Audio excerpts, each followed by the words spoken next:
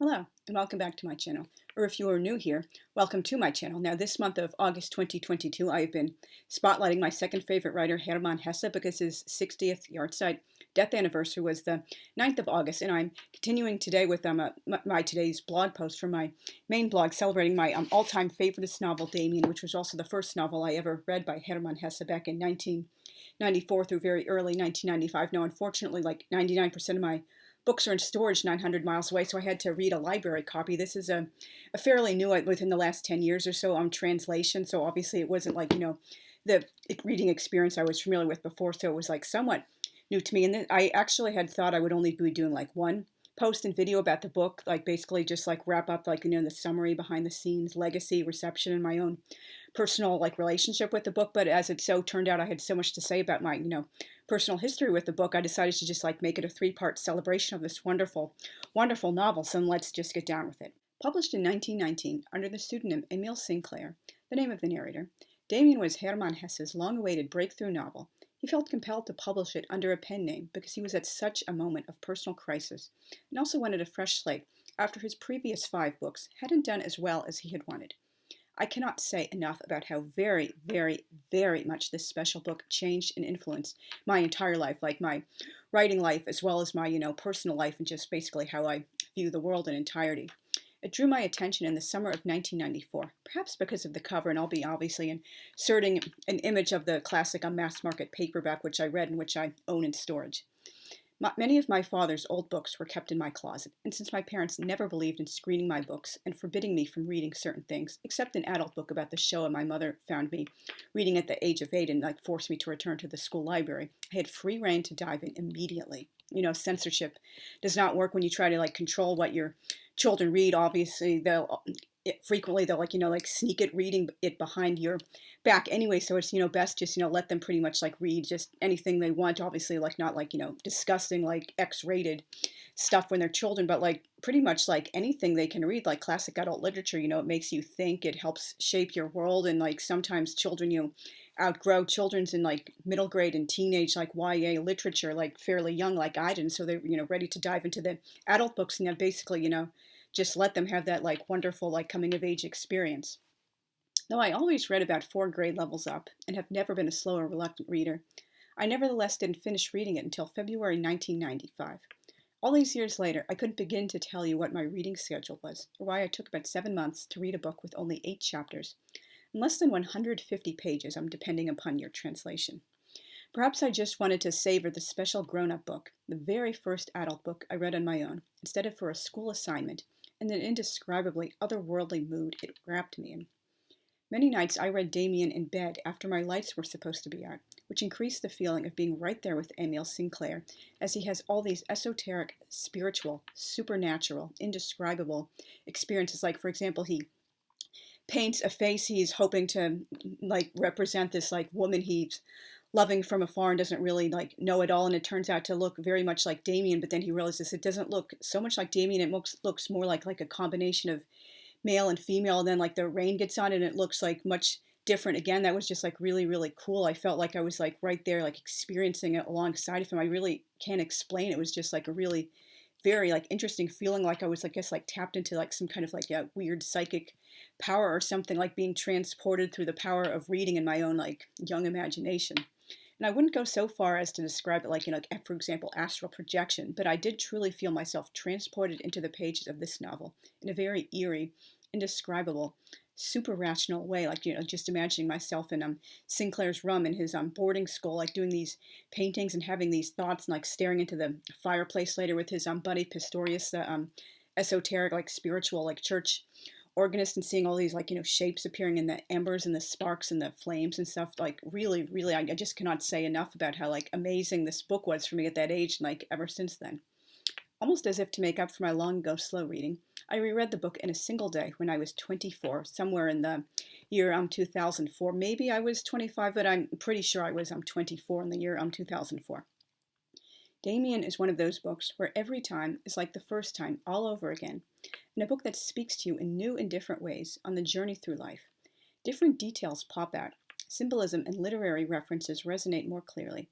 Bits you overlooked now shine very prominently.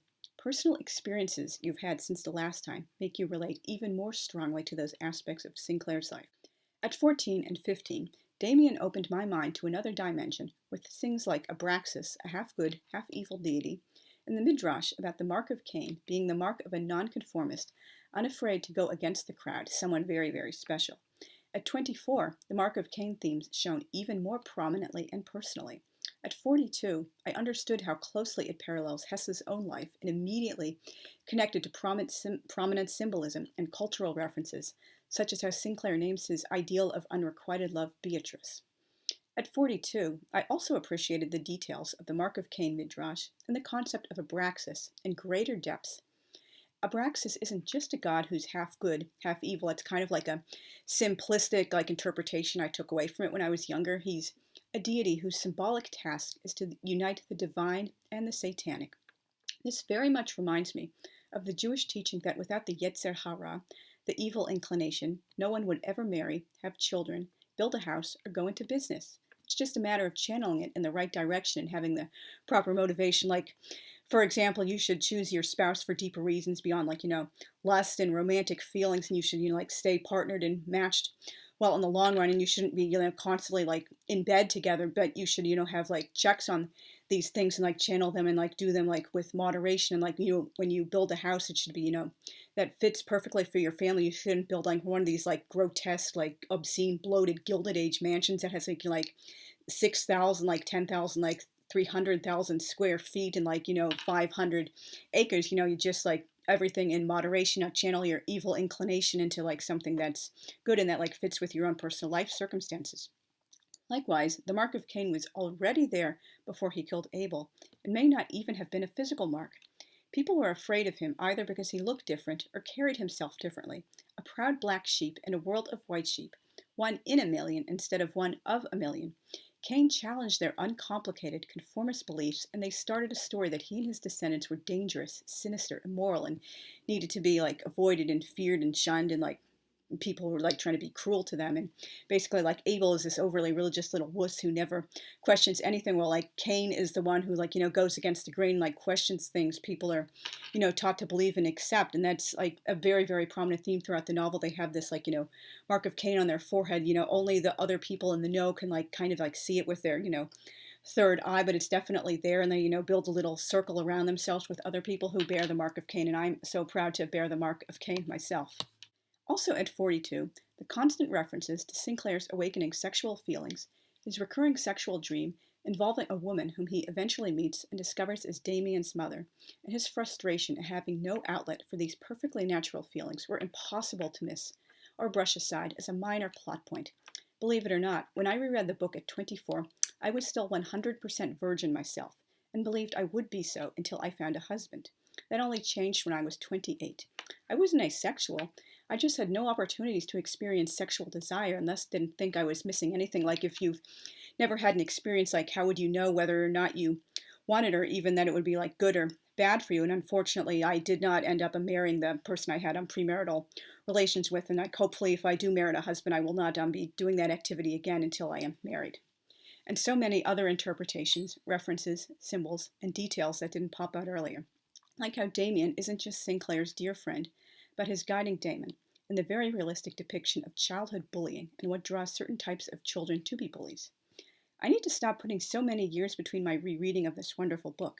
For over 100 years, it's spoken so very deeply to so many people around the world. People who might have a more rigid or orthodox view of religion or the world or social stuff, they might really not appreciate or understand or enjoy this book because they have their own way of looking at the world, and that's perfectly fine. Do your own thing. But for many of the rest of us who question so-called popular wisdom and go against the crowd, and you're trying to find our own path throughout our entire lifetime, this book just speaks so personally to so many people. And one of the many things that drew me to it when I was 14 years old. Now, I know a number of people on BookTube have been just talking about this book over the last couple of months, but I like to think I have a unique perspective because I'm speaking as an elder. A lot of these people, I believe, are in their 20s, maybe very possibly early 30s, and I'm 42 years old, and I've had, a 28-year love affair with Hermann Hesse and his works. I believe it was about July of 1994 when I first discovered this book, and started reading it. So it's not like, I mean, obviously not trying to sound like, like an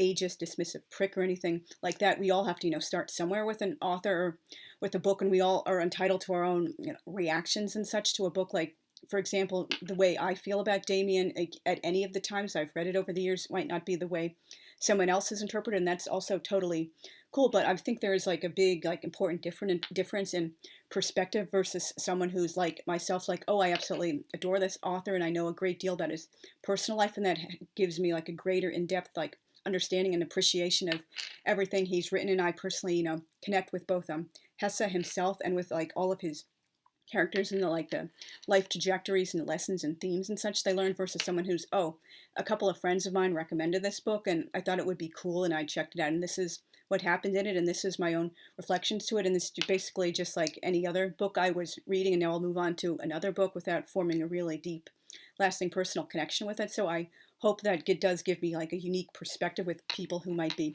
watching this. And so thank you very much for listening to the end. If you've not already, and please consider subscribing and sharing. If you've not already, like, hit the notification bell so you can be notified when I upload content. I really, really, really do appreciate seeing comments from my viewers and subscribers, because I want to have conversations with these guys and become friends and just learn how I should improve my channel, like what I should do more of, what I should do less of, when, what I'm on the right track about and such like that. And so thank you guys again very much for watching. And my next video about Demian will probably be about the general plot summary. So see you guys again very soon. Thanks. Bye.